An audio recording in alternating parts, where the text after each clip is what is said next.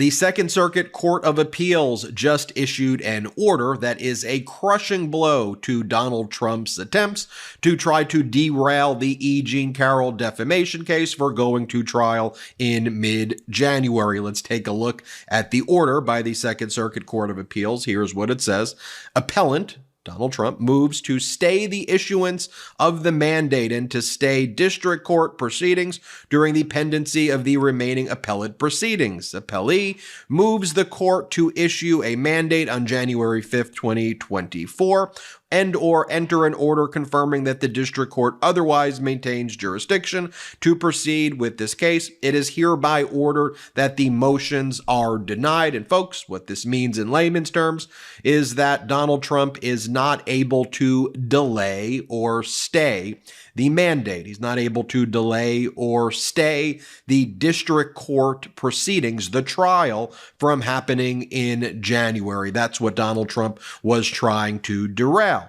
You'll recall that E. Jean Carroll previously prevailed in the first defamation case, where she received a verdict in her favor of $5 million. A jury in that case found Donald Trump liable for defamation and sexual abuse. The defamatory statements related to statements Trump made in October of 2022, and under New York's Adult Survivors Act, it revived the statute of limitations on E. Jean Carroll's sexual abuse claim. The jury found Donald Trump liable for basically the equivalent of civil rape, and $5 million was awarded to E. Jean Carroll.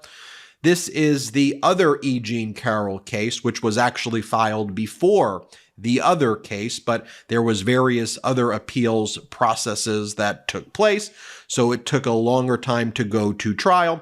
Then at the last minute, Donald Trump and his lawyer, Alina Habba, tried to assert absolute presidential immunity as an affirmative defense to derail this E. Jean Carroll defamation case based on statements Donald Trump made while he was in office back in 2019, disgracing the office. Donald Trump tried to derail this case from going to trial by asserting absolute presidential immunity. The district court judge who's presiding over the matter and presided over the other trial, Judge Kaplan, rejected it. Donald Trump appealed to the Second Circuit Court of Appeals. The Second Circuit Court of Appeals affirmed the district court Judge Kaplan's ruling, and the Second Circuit found that Donald Trump waived the ability to assert absolute presidential immunity as a defense because his lawyers, including Alina Habba, failed to assert it in a timely manner, that they waited about 3 years before ever even asserting absolute presidential immunity as a defense. To assert absolute presidential immunity as a defense, it would have been one sentence that could have been on the answer that Donald Trump filed many years ago, to simply say Donald Trump hereby asserts absolute presidential immunity as an affirmative defense. Had he put that sentence on a pleading paper, he would not have waived the affirmative defense.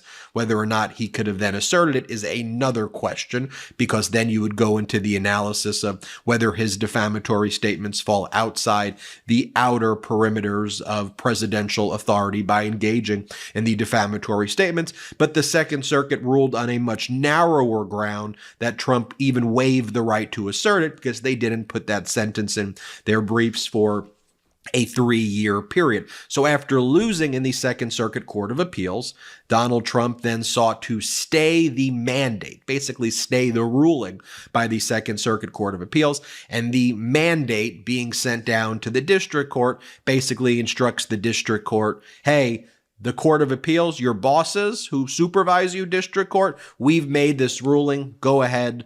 You're good to go. Start the trial. We've made our ruling. Here it is.